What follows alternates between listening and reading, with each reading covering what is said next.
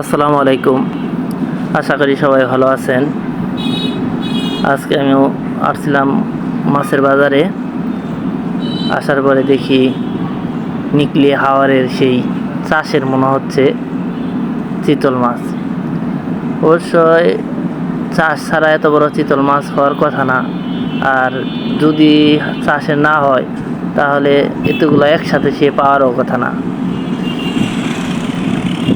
একটা চিতলের ওজন আমি ওজন করে দেখছি যে 1 কেজি 200-300, তার মানে দাম আসে, উনি বলতেছে 500 টাকা করে, 700-800 এরকম করে আর কি বলতেছে, হলে আর কি বিক্রি করবি এভারেজে ওজন ছাড়া।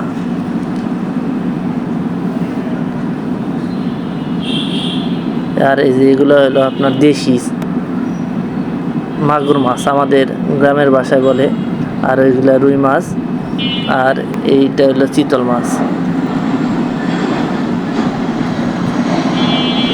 এই যে চিতল মাছ আমি বেশ কিছুদিন আগে একবার খেয়েছিলাম, কারণ ওই সময় দেখছি চিতল মাছ অতটা আমার কাছে আর কি ভালো লাগে না। অনেকে বলে যে চিতল মাছ নাকি অনেক মজার।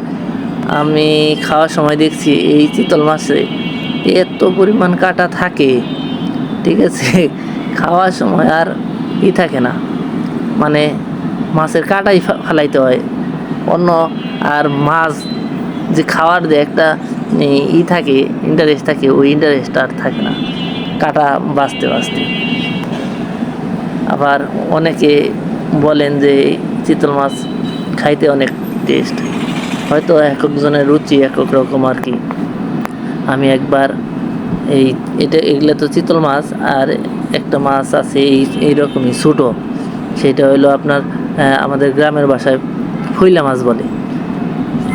এইটার ওই যে উপরে যে সাদা দাগগুলা দেখতেছেন, এই সাদা দাগগুলা যেরকম আছে, আর ওই ছোটোগুলার মধ্যে ওই রকম সাদা দাগ থাকবে না, ওইগুলা ছোটো। আবার ওই ছোটোগুলা কিন্তু এত বড় হয় না। এগুলা আর ওই ফইলা কিন্তু আলাদা জাতের, দুইটা কিন্তু দুই জাতের। যারা কিনবেন তারা একটু দেখে কিনবেন, এটা কিন্তু চিতল। আর পাশে আবার কিন্তু সাথে বলও আছে। উনি কিন্তু সবই 500 টাকা করে কেজি বিক্রি করতেছে। এই যে পাশে আবার সবজির দোকান আছে, যারা মাছ কিনবে সাথে আবার সবজিও কিনে নিতে পারবে। ভিডিওটি শেষ পর্যন্ত দেখার জন্য সবাইকে ধন্যবাদ। সবাই ভালো থাকবেন, সুস্থ থাকবেন। আল্লাহ হাফেজ।